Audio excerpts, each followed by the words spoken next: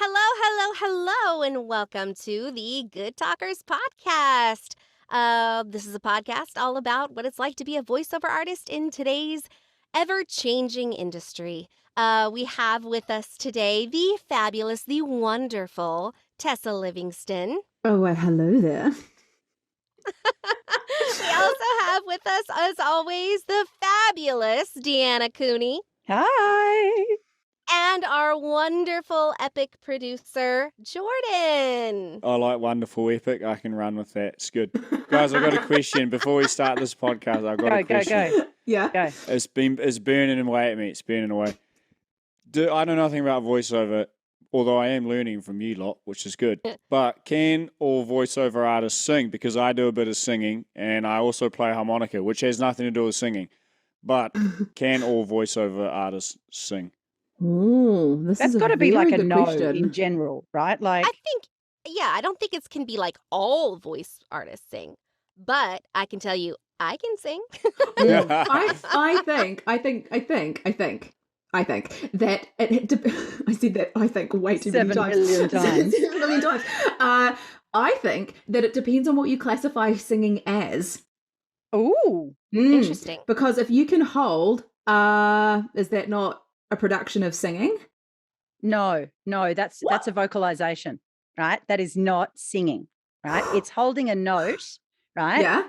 Singing is the ability to move between notes. I think I'm making this up as I go, but I think it's probably Sounds more legit. like the ability to move between notes and hold those movements in a way that is like nice for people to hear, but also be able to carry words at the same time, right? Because just like that means you can replicate a note and carry it, but to then move around and chain up, link up notes and stuff, I think that's probably more what singing is. But I'm not an expert, right? I think that's really, really valuable. Okay, I'm going to change that then. So if you can go, then you have the capability of singing, but it doesn't mean that you have the skill and capacity to sing. Yeah, nice. We should get a singer on. We should have somebody come in and talk to us about singing at some point, because, and I've got a bit of a story about this, right? So years and years and years ago, we're talking like early 2000s, right? I studied broadcasting at the WA Academy of Performing Arts here in Perth. And as part of our first year stuff, we had to do vocal training every day. So we had a class where we just do, vocal work, like vocal training, learning how to use our voice effectively, learning how to breathe well, all of those kinds of things.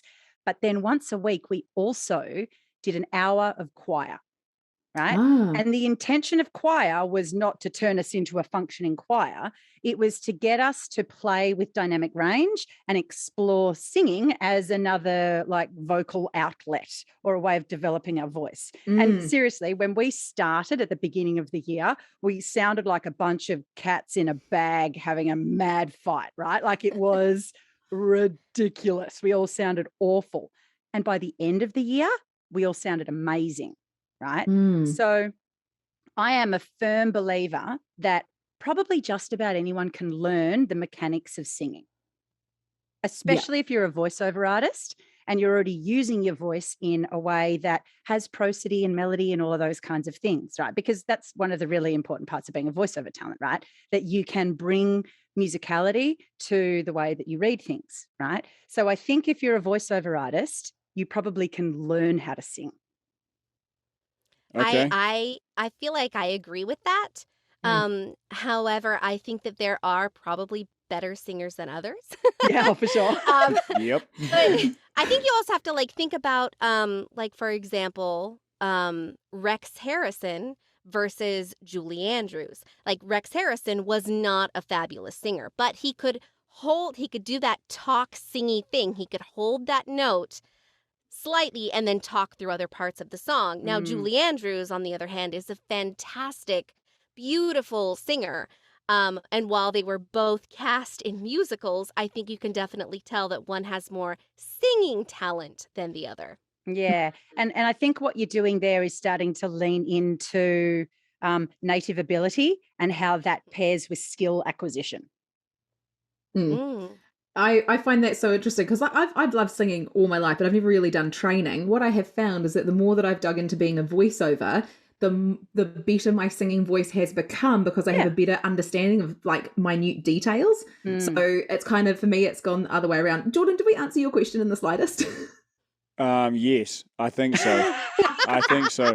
Deanna, you just used a big word. I didn't know what it meant, and no one else knows either. What was the big word? Good question. Forgot the big word. It was something. Was it prosody? Something about acquisition. Acquisition? Some maybe no, the one before. It was the same sentence. I missed it. Something in acquisition. Yes. Native talent and skill acquisition is what I said. Okay, I think. maybe. Okay, that's We'll have to go makes back more through. sense. That makes more sense. Don't go back through. That's just me not listening properly. Not paying attention. Good one, producer Jordan. Hey, Thanks. Nice. Come on, I was paying it. I looked at the definition of sing, by the way. What is it? To utter with musical inflections, to interpret in musical tones produced by the voice. Yeah. So it has to be musical. So Deanna, you're right. I think you're off the cuff of what singing is much more not the mechanical process of vocalizing and holding a note, but the introduction of musicality into the voice. There you go. Ooh, nailed it. So good. Nailed it. Love it. As you were, guys. As you were. Continue. This is why we keep producer Jordan on. 100%. Oh, okay. Well, that segues us into our next section and basically our main topic of today, where we as voiceover artists have to wear so many different hats in this industry. If you're going to be successful, you need to wear a million different hats. Some of those hats are things like not just vocal talent, but audio production, also advertising, also accounting. There's a million different things you must do as a voiceover actor in today's field. First, I want to hear from you, Deanna. So you've been at this much longer than Tessa and I. I mean, not much. Oh, that's No, much. That's fine. It's not like call me a voiceover dinosaur. It's fine. How many years have you been in this, Deanna? 25. Oh, okay. So that's 3 or 4 years longer. I can't do math. Don't put that on me. I have an accountant. I can't do it myself.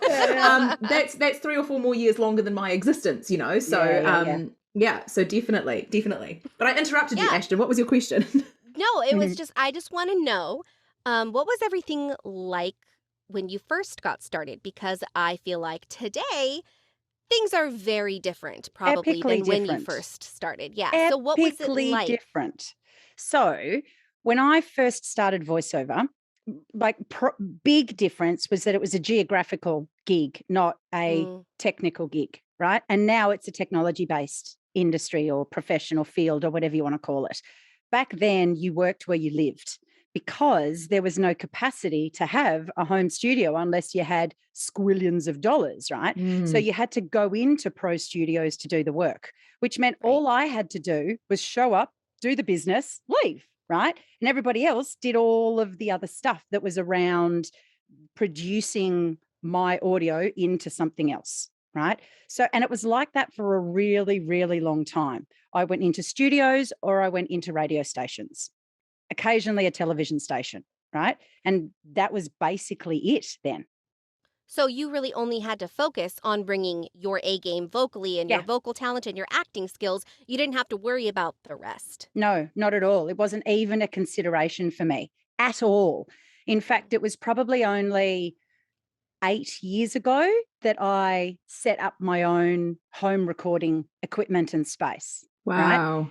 And I didn't even really use it until COVID happened. Right. I used it more in that first 12 months of, people being isolated and locked down because of COVID than I did in the 7 years prior. Right. So what made you want to put together that home studio or that home setup that 8 years prior, that 8 years ago? I wanted to have access to working as a freelancer. Right. So what I wanted to do was expand the types and amount of work that was accessible to me. At that point, there was very little going on in Australia from a freelance kind of perspective. So it was a little bit like, build it and they will come, kind of stuff, like that was my intention at that point. But I didn't suddenly become a really amazing marketer, and I didn't start actually looking for work. It just every now and again came to me, right? Every now and again, someone who knew what I did. So like a friend who was working in some other kind of creative space would contact me and say, hey, I've got this video presentation. I could do the narration, but it'd be better if you did it. Can you do it? And I'd go, sure. And we'd negotiate like a rate that I felt good about and they could afford. And away we went. And that happened a handful of times over sort of 5 or 6 years. And then COVID happened. And because I had a home studio already set up that I'd already been using and I'd tested extensively with like producers that I know and engineers that I know, my use of it went through the roof. Right. And at that point, I started having to understand what the heck is a DAW, right? Like, what is a digital audio workstation, right? Like, what do I have to do to like edit my stuff? How much editing do people need from me? Am I supposed to be taking out breaths or leaving them in? And basically where I've gotten to is I still don't do much editing at all, right? So I have a network of people that I work with. Some of it goes through my agent, some of it comes direct to me, and they all know that I'm not a producer. I'm not an engineer, right? So they all know that what they're getting from me is raw audio. So Yeah, that's the way I work.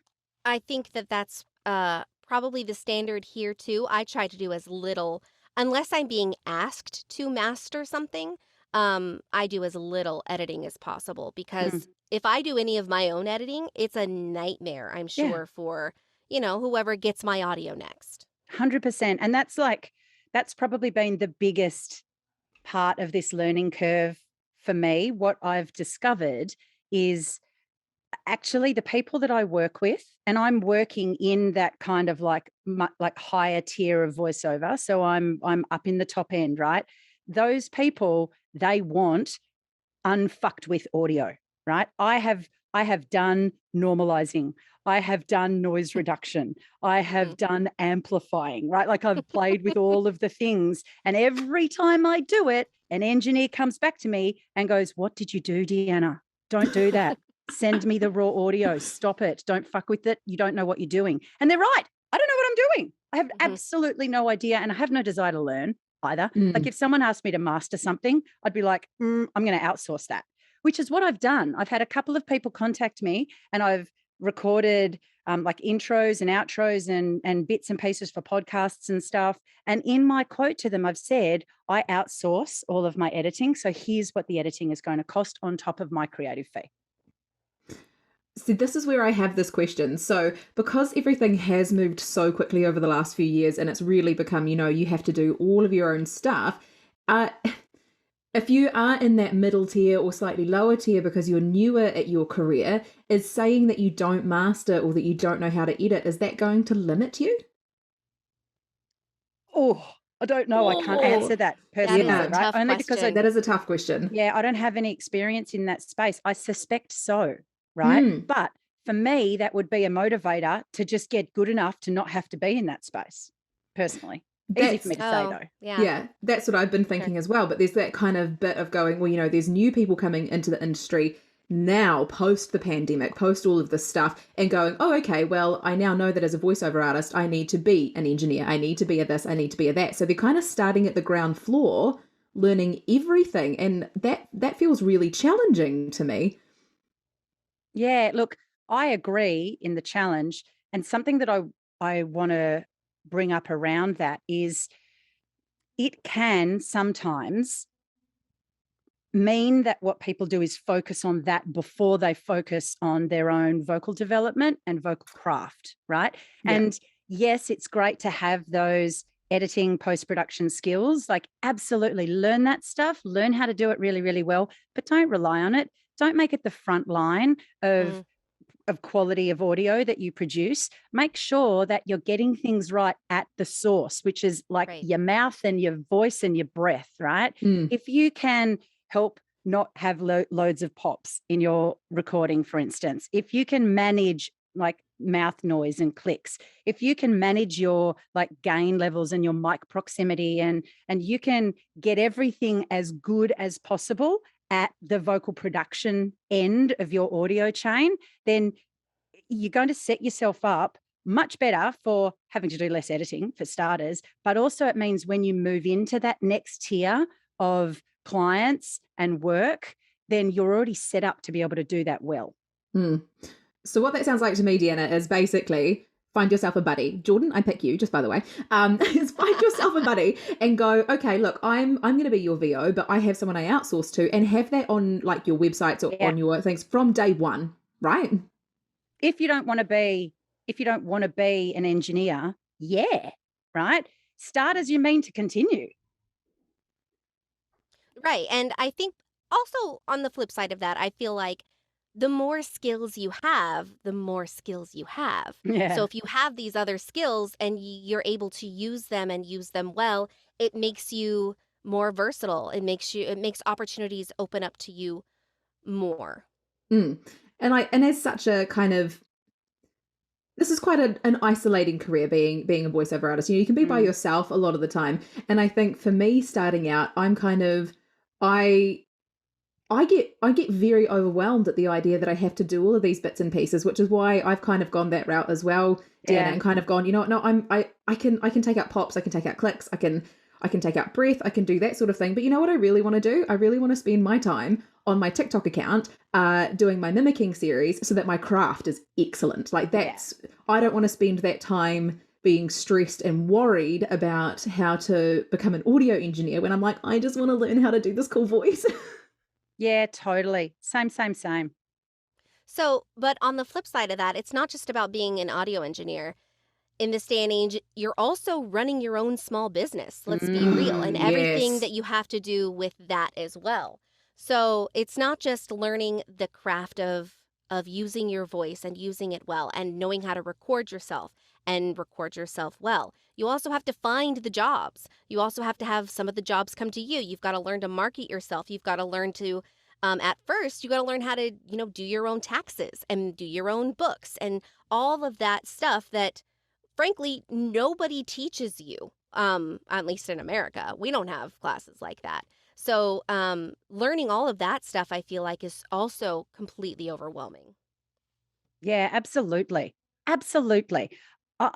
And this goes for any kind of freelance space. I say this to people regularly, right? Like if you're a freelance anything in the world, right, you have to learn how to run a business.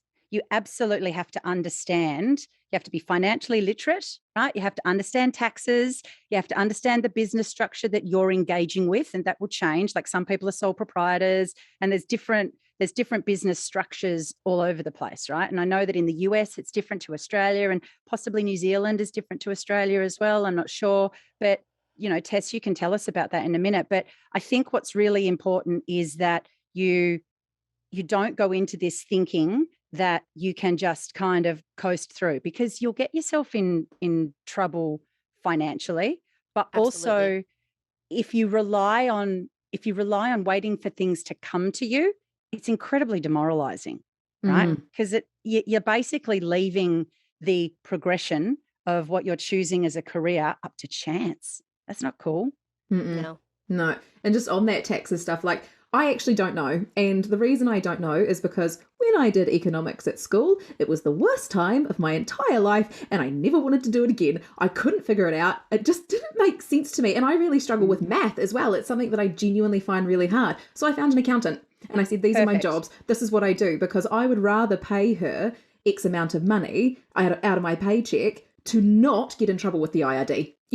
Like, and it's just that kind of that sense of safety and going, like, this is just what it is for me at the moment. And, and as I start getting better at my career, she's going to be paid for, and it's going to be absolutely fine. So I don't know what the rules are here because I paid somebody else to do it for me. Perfect. So Tessa, question. So I know you have an accountant to do your taxes and things like that, but what about your day-to-day bookkeeping? What about jobs coming in and out and invoicing and things like that? Is that something you pass on to your accountant as well? No. So that's stuff that I do on my own. I have a really, really good number system for making sure that all my invoices are different. I definitely charge GST now, which is great because I forgot about that for a little while, but it's fixed now. And so I do all of that stuff myself, and then she has access to my accounts, and she can see what's going in and out. I have a really strict business one, personal one, so that everything is kept really, really clean. But it was an absolute learning curve. The first time I got a tax return from the IRD, I was so excited because it was something like $7,000. And I was like, oh, my goodness, this is so cool. Turns out I'd done it wrong and they paid me out all of that money. I got super excited. I bought a whole heap of shoes because I'm not really a shoes person. And I was like, I'm going to get some shoes. I bought so many, and I paid for like my warrant of fitness on my car, and like I did all of that stuff because I wasn't doing very well, and I was like, I'm gonna do these things with this money. And they messaged me and they're like, we've overpaid you because you did your tax return wrong, can we have 5 of it back please? And I went, ouch. Honestly, I think I sat and cried for like 4 hours. Yeah. It was horrible. So that's like, there was that first experience, and I went, I'm not doing this again. I can't, because I don't know what to do and I don't understand it. So yeah, outsourced just straight away. But you still had to learn those day-to-day in and out bookkeeping things that don't come naturally, especially if you've never run your own business before. You've never been in this space. If you've just always worked for somebody else and never yourself, you don't know that, I need to keep my personal money separate from my business money. And I need to make sure that what's coming in and out of those two things stays where it needs to be. Yeah, it's definitely a huge learning curve for me as well, because I never had to do that before. I was just, banking is not my favorite thing. So, yeah, it's not good. So something else that I find a huge learning curve, and this kind of comes back to being, voiceovers in the booth and having our own home studios and things like that, is being self-directed on a piece of copy or on a piece of text. Because I know, Deanna, that you're in studios quite a lot, so you're often working with people. Yeah. But, Ashton, I know that you and I are more often in our home booths. I'd love to hear, Deanna, how you find self-directing if you ever have to do it on your own. Yeah, well, in the commercial space, I'm really, really comfortable with it because I've been doing it for such a long time, right?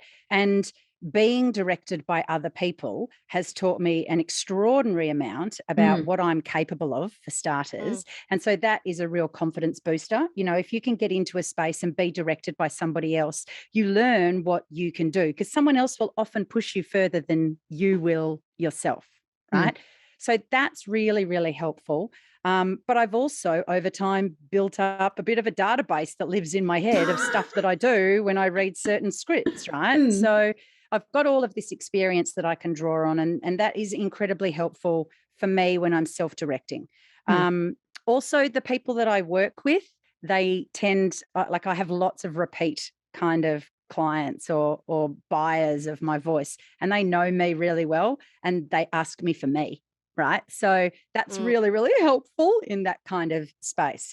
But put me in an environment where I have to do an audition for an animation or a video game or something like that. And I'm like, what do I even do? What's my range? What am I what am I capable of? What do they want from me? I have way less experience and confidence in interpreting those scripts and then knowing what I should bring to the space, And it's so tricky because at the moment, like what I'm finding, because my experience, I've got a bit of experience, but it is still so it's such a massive learning to start figuring out when you pick up a piece of copy, what do you do with it? My go-to at the moment is just like high resonance, my resonance, low resonance, and I'm like, I'm going to give you those options because I know I can smash them out and I know that I've got these. But I think at the moment I'm feeling a little bit stuck in them because I don't have that feedback of another person. Ashton, do you have something like that where you feel like you're getting stuck because you're not having somebody direct and push you? I don't think it's so much getting stuck as me not doubting myself, doubting the skills that I have, doubting when I listen back to it, doubting, okay, is this actually as good as I think it is? And I think that a lot of, I think that having been directed by people in a booth or not, in a session, does help that confidence because I feel like I am someone who does take direction very well and can change things up on the fly.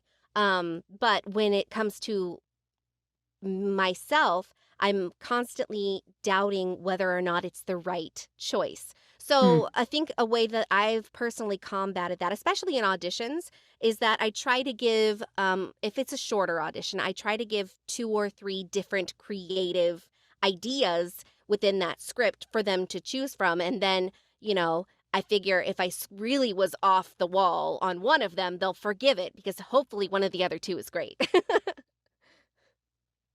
Hang on, guys. Hold on. Phone in the background. Gone now. Carry on. Okay. I had a thought in my brain and it's disappeared somewhere. So you were talking. It's back. It's back. So I think actually, Ashton, something you said a few sentences back was the self-doubt thing. I think that is the thing that slams us every time. We've got these skills and these understandings, but you go, but what if they didn't like that? And what if that's not the option that they wanted? And what if they wanted something completely left field that I haven't even thought of yet? Like, how I think that's the thing that we're all really battling against. Yeah, look, I agree and I understand, but it's really important. And I also relate, right? Like I have exactly the same experience, but it's actually really important that you focus on working inside the space that you know, right? When you're doing the work, right? In high risk environments, I reckon, sort of stay in your lane a bit, like you actually do know where you're good. You know what your capabilities are. If someone wants something outside of those capabilities, that's actually, you're not even in the ballpark anyway, right? So spending time thinking, shit, what if they want something that I don't know how to do? It's a waste of time. You can't do the thing. You don't know what it is. You don't know how to do it, right? Maybe you can do it. Maybe you do know what it is. You just haven't discovered it yet. But that's all kind of a moot point because if you can't bring it at that moment, it doesn't exist for you at that moment. So it's really, really worthwhile going, all right, what can I do with this? Here's what I can do. Here you go. And if they like it, they like it. If they don't like it, they don't like it. Right. I think it all comes back to, just like you said, it comes back to, what you personally bring to the table that somebody else doesn't. Your personal experience, the way that your personal voice sounds, and your own take on what it is. And I feel like personally, 9 times out of 10, I get the job because I'm the right person for the job. Way more than, the other people were right for the job. And it's not because I was better than that person. It's because there's something that they heard in my audition that they liked that somebody else didn't do. It's me. They're hiring me. Yeah, the number of auditions that I've done and then heard the final product that I didn't get, right? So I've auditioned for something, I haven't been cast, I've heard the final product, and I'm like, oh, wow, I did not do anything even vaguely like that in my audition, right? I interpreted the script differently. I chose a different form of delivery. I was really energetic when they wanted something really subdued. Whatever it was, right? What I delivered wasn't what they wanted. It didn't mean I did a bad job. It didn't mean that I was defective or limited in what I offered them in any way, shape, or form, right? It just didn't fit their idea, ultimately, of what they wanted for the final product, right? And often people don't know what they want until they hear all of the options anyway, right? So your job is give them your version of what you're seeing in front of you. Give them the you version.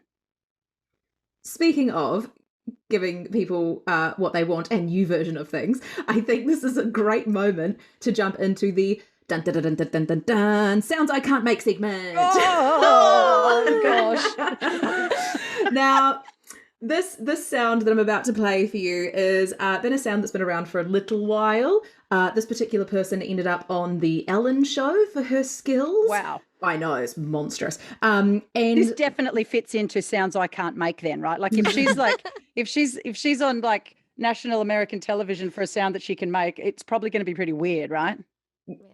Isn't that ballpark? Well, I've never been on the Ellen show, like Me in my either. whole life. So Oh my God, you guys haven't? What? I basically host it. All right, here we go. So we're going to introduce the sound to you first, and then I'll tell you a bit about it. So here we go.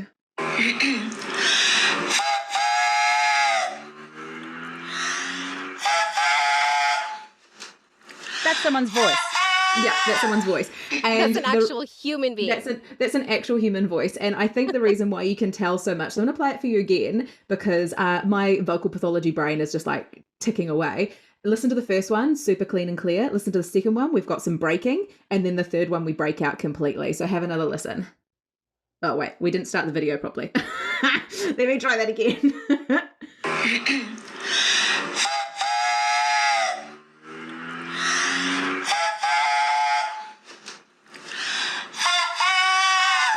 Gone by the third one, hey? Gone by the third one. Vocal fold trashing going on. That is some trauma. And she has to clear her voice to start too. I don't know if that could be habitual. Lots of people do that. But it could also be she's been practicing it and she's had to, because she'll have like hyper mucosal production going on there to try and help her cords not be so sad, because that'll be hurting. But so what's happening is that she is making a train whistle with her mouth, nose chords. Mouth, nose, chords. Is that yes? Is that the official description? That is the medical term. That is the I didn't even know I had nose chords. That is the scientific definition. Right. Mouth, nose, chords. Mouth, nose, chords. Would we like to hear it one more time? Because then we're all going to try it.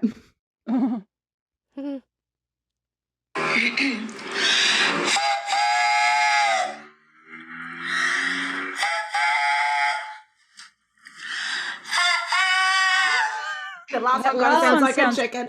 Awful. I feel like I need to. It's hurting me. So how does this happen? To explain how this is, because it sounds like she's just going, but doing some raspy stuff at the same time. Yeah, to me it sounds like hyper pressurized pharyngeal wall, like everything in through there, not somewhere near there is squeezing, but her cords are apart.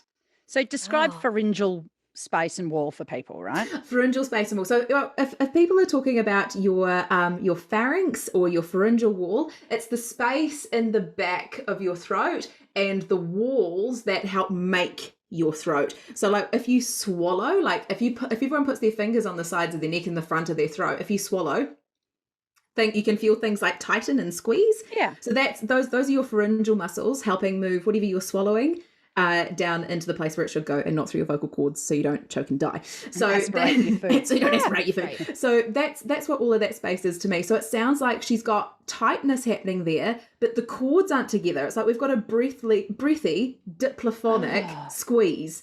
And for those, because like Jordan's face like diplophonic. Jordan, do you know what diplophonic? No. I actually haven't recovered from seeing the woman.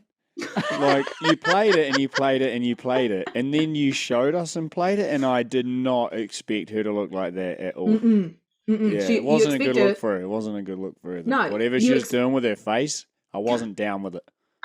You expect her to look like a train, right? Like because that's like Thomas it was impressive. It was impressive. It was impressive. So that's kind of, like I don't actually know how she makes it. That's just sort of what I hear, and I also it's like she's nasal, right? It's nasal, yeah. She's got lots of nasal airflow, lots of oral airflow, as well as there's got to be some compression somewhere to get that extra sound. Do you reckon there's some like tongue soft palate connection going on there to like push the sound up into the sinuses? No, so I reckon it's base of tongue dropped to help add tension. Oh.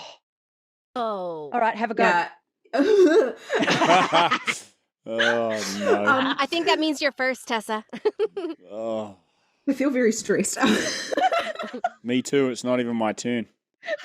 But I just have because there was it went viral with people trying to do it as well, and it's just. Could anyone else do it? Not that I've seen, but I don't know. So this isn't going to be good. I know it's not going to be good. We'll work up to it, right? This is not going to be a first go get it right thing.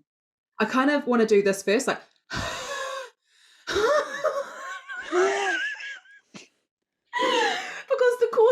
open. I can't figure out how to get enough airflow to keep it going. So that. Ooh. That's better. Hey, you had like a whistle there. We got a slide. We got a slide. All right, who's next? You volunteers. Someone volunteers tribute. Volunteers tribute. I'll have a go. Okay. So. Don't know. Now, you had the pitching. Yeah. Yeah. But no nasal. I think there was no nasal in there. I think Deanna, try that again. But what I want you to do is to have a focus of nasal flow. So like.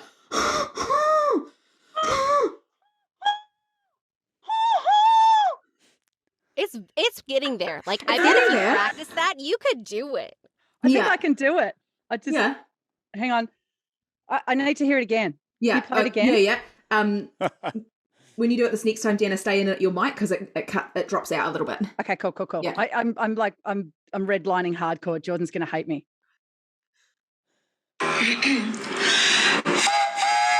Oh man, there's this whole other element that isn't just pitch and pushing. Because at the moment, what I'm doing is going, so I'm getting like this, like that's what I'm doing vocally. And then I'm pushing it up into my sinuses, like that, right? But then there's a squeeze. Where's the compression? And it also sounds like the sound is bouncing in her like mouth. You know what I mean? So we've got like harmonics happening as well. Yes. So could you try, Deanna, a laryngeal raise? So for everybody at home, that's your voice box raising up. Lift my vocal. Lift your voice box up.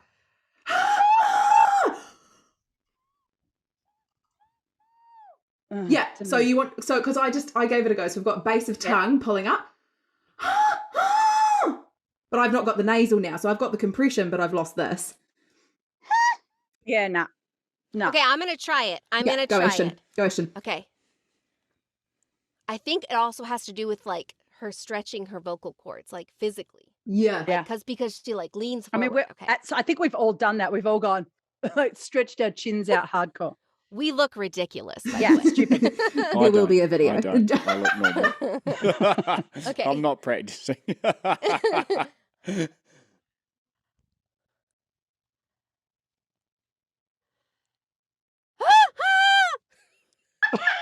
Reach out one time.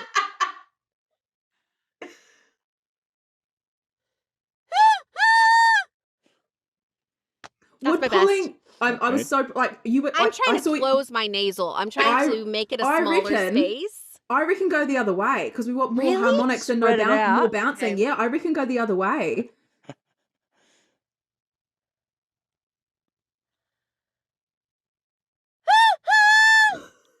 You've got the pitch, but like, so it's the singer in me. I could do the pitch all day long. I just want to get.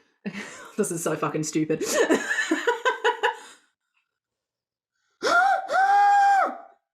Oh, I think you've got the like kind of compression. Yeah. But we're not getting the nasal or the harmonics. Is there a smidge of like a glottal fry tone happening in there that's not you? Oh, yeah, you know what I mean? Do you think? Yes, I do. It's the same bubble, but not the same effect. Like a bit of kind of in there, but yeah. No, I can't do high pitch and fry at the same time. Is that even physically possible? I don't know. I can't do it either. It might be. This sounds wonderful, I bet. Yeah. That works. Don't die. But okay. I think it's safe to say we can't do it. I think this is going to be a work in progress. Let's just say that this currently is a sound we can't make. Dun, dun, dun, dun. However, we would love to know if you can make this sound. Oh my God. Please send us your TikToks, your Instagrams. We would love to hear if you have figured out how to make this sound. Please do not damage your vocal cords trying to do this. Try to do it as safely as possible. However, we would love to hear and see you try to mimic this sound because we three professional voice actors cannot do it. So if you can, we are going to be thoroughly impressed. Cool. Where are we going to go from there? I'm just looking at the time. We're at 41. Yeah, I think it's wrap time. We've got It's nasal. wrap-up time. Do we want to do the same kind of format that we've done on the previous one where we've taken from the topic and audience wrapped? You know what I mean? Yeah. And then Ashton, if you're all good to exit us out. Yes. Is there? Hold on. Is there a Yeah, specific exit on here? Yeah. So there's the audience info bit that's like if you've got stuff, send it into voice. Got it. No, Good Talkers podcast. Good Talkers. Okay. And then there's that little bit at the bottom where I think we can omit the bit that says next week we'll be talking about, because that's going to cap us sometimes, I think. Oh my God, that hurts so much. Yeah, be careful. Oh, yikes. I can still feel it just like kicking in at the back of there. Straw exercises. Yeah. Although if it would she have been good did to do that on a date, I would not be interested. No. That's hilarious. See, the thing is that I probably would be. I know. That's why I specifically said if she did it on a date with me, I think you guys would be like, "Oh my God, tell me more about that." I'd date her too, for sure.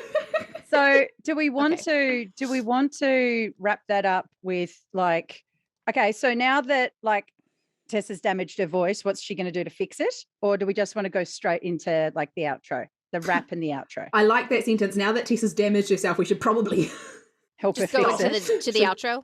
Yeah, go to the outro. Yeah. Okay, and not wrap up the topic. Got it. Okay. Oh, you could wrap the topic up from earlier. Yeah, I think wrap the topic up. Or we should probably move on. How do you want us to wrap up this topic? Okay, hold on. Let me think of how to wrap up this topic. Now that Tess has damaged her voice, well, let's not use that. Yeah, line. let's not. Yeah, let's drop off that, because it made sense if we were just going to cut out. But it can always just be let's just go back to what we were on. Let's drop that. Yeah, it's go back to okay. So before we wrap up today, how about something like let's just like throw tips relating to like being a business owner or a multi-hyphenate like voice talent person. Like what is it that you I don't know, frame that however you want. So like if you want to throw out like the question, Ashton, and be like, does anyone have any? Yeah. Got it. Yeah. Okay, so now that we've thoroughly got off topic, let's go back to what we originally were talking about. And I would really love to hear from you guys, you wonderful female entrepreneurs. Any tips that you have pertaining to having to wear all these hats, the business hat, the talent hat, the everything hat? What would you say to someone who is maybe feeling a little overwhelmed by just being in this business and having to be so many things? What would you say to them? I would say do some work on finding out what it is that you love doing, right? Because if you enjoy doing it, you'll have a better time doing it, for starters, right? Learn something about the rest of it so that you have an understanding of it. And if you find that it's really something that you don't want to manage or can't manage on your own, outsource. That's my hot tip for you. And I know that's hard when you're first starting, because you're like, well, I'm supposed to pay somebody else to do things, but paying someone else to do something frees you up to work in your genius zone. It frees you up to do the things that you love, right? Like getting an accountant freed Tessa up to make more TikToks and like promote her business and build her stuff that way, you know? So yes, it's all well and good to go, fuck all of these hats, I have to wear them all. But actually you don't. You get to choose. This is your business. Build it the way that you want it to be. Genius. I think I love that. And that's outsourcing is probably one of the, it's like, it feels awful at the beginning because you're like the money for it and the that sort of stuff. But like once you start doing it, you go, okay, this is normal and this is what I'm doing. I think for me, what has been really helpful throughout this is actually knowing where my breaking points are and knowing when to take a break. Because being a solopreneur, business owner, I am my business. If I don't look after me, I can't do anything else. I'm not going to be able to do a fun character voiceover because I'm going to be tired, I'm going to be stressed, I'm probably going to be dehydrated. So, there's all of that stuff going on. So take the time to go, okay, I can't learn how to do all of Audacity in one day, but I'm just going to pick this one little thing, and over the next week, I'm just going to give it a go. Pick little things and know when you need to support yourself to take a break, because it's hard. It's really hard being that self-motivated all the time. Nice. Yeah, I totally agree. And I think also it's okay to like schedule learning time, schedule like, okay, I'm going to grow in this specific area and like set that as a goal for the next, week, month, year, whatever it is that you need. Set that as a goal. I really want to learn this specific thing or get better at this specific thing, and be intentional about setting that time aside to learn a new skill, to get better at something that you do want to get better at, that you're not outsourcing. Yeah. And look, I think this brings up a really important topic that we're probably going to talk a lot more about in a future episode, right? And that is that this takes time, right?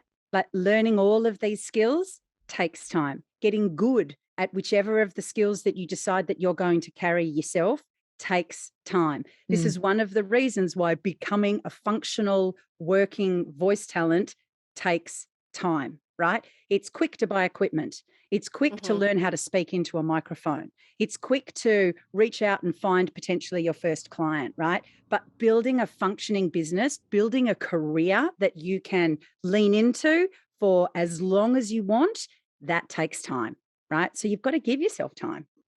Absolutely. Jordan, do you have any wisdom for us as we head out of this episode? Wisdom from Jordan. Jordan, wisdom. Yeah, here it comes. Someone once said to me, "Do your superpower wherever possible," and and that really resonated with me. Wherever you possibly can, just do your superpower and outsource. Other than that, it was a business. It was a business coach, and he said that to me, and I thought, you know what, accounts is not my superpower, and I don't want to do it. So I did a Tessa and outsourced it. Yeah. And honestly, sometimes I wonder if I should just do it on my own. It might be easier, and I might have, you've got to have the right people that you're outsourcing to. That's what I would say. Outsource, but be very careful who you outsource to. And then hopefully you have less problems and you can just focus on your superpower. That's all. Genius. So wise. Yeah. So wise. Thank you. Thank you for your wisdom. Thank you, producer Jordan. Thank you. That's it for us today. Thank you guys so much for listening and tuning in, whether you are coming from near or far. We love presenting all these ideas and things to you about voiceover, and we appreciate you listening. We'll see you guys next time. Bye. Oh, hang on, wait. Before we go, don't forget, we want to hear your stories, okay? Yes. We want to hear what you have to say about all of the things that we talk about. So you can email us any questions, things that you want us to discuss on the podcast, or your thoughts on any of the stuff that we talked about on this episode or previous episodes. You can email us at thegoodtalkerspodcast@gmail.com. You can also find us anywhere we appear on socials, which ultimately will be everywhere, right? At the moment, we've got an Instagram. We're about to start our TikTok, right? So we've got a bunch of ways that you can get in touch with us, and we'd love to hear from you. And like I said, any ideas about stuff that you want us to talk about, hit us up. That is it from us. We would love that. Yeah. Go the good talkers. Yeah. Okay, for real this time. Bye-bye. Bye. See ya. See ya.